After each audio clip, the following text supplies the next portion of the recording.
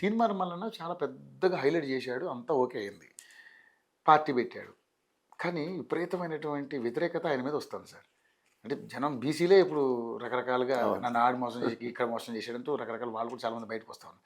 ఏంటి సార్ అసలు ఆయన ఏంటి, ఏం చేద్దాం అసలు? ఆయన బీసీలని అంటే బీసీలే ఇప్పుడు నమ్మే పరిస్థితి లేదు, ఆయన పరిస్థితి కనబడుతుంది అట్లా. ఏమనుకుంటున్నారు మీరు? అన్ఫార్చునేట్లీ తీన్మార్ మల్లన్న ఒక అగ్రెసివ్ మోడ్లోకి వెళ్ళిపోయాడు.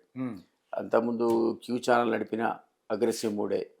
అసలు లైవ్లో మనం 30-35 వేల మంది వాచింగ్ అని వచ్చేది. నేను చూసాను అప్పుడు. అది ఇప్పుడు 3,000 పడిపోయింది. 3,000-5,000 కంటే 3,000 కూడా రావట్లేదు సార్. అది ఇక మీరు చెప్పాలి మీడియాలో. బట్ నేను విన్నది 3,000 కూడా లేదు అని. అంత ఎట్లా పడిపోయింది మరి?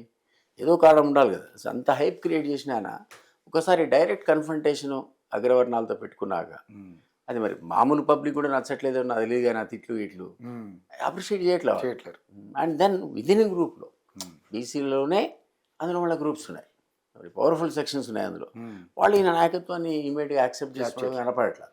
ఈ 2 ఫ్యాక్టర్స్ వల్ల ఏ పద్ధతిలో లేచాడో ఆ పద్ధతిలో మళ్ళీ పడిపోయాడు. మరి లేస్తాడా లేవడా? వ్యాక్యూమ్ అన్నమాట వాస్తవం, ఇంతకుముందు చెప్పినట్టు. ఆ పొలిటికల్ వ్యాక్యూమ్లో ఎవరో ఒకరు రాలుతారు.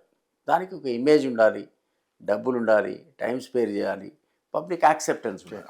ఇది మరి తీన్మార్ మల్లకి ఉంటుందా, కవితకు ఉంటుందా అనేది మనం వేసి చూడాల్సింది. కవిత కూడా పాపం ఎవరన్నా కాదన్నా ఆ స్కామ్లో ఇరుక్కుంది. దాంతో కొంచెం ప్రభ తగ్గింది.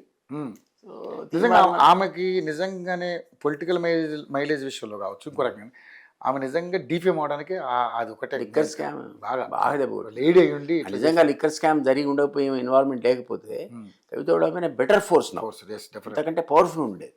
అది కొంచెం వెనకకు లాగుతుంది ఆమె యొక్క పురోగతిని.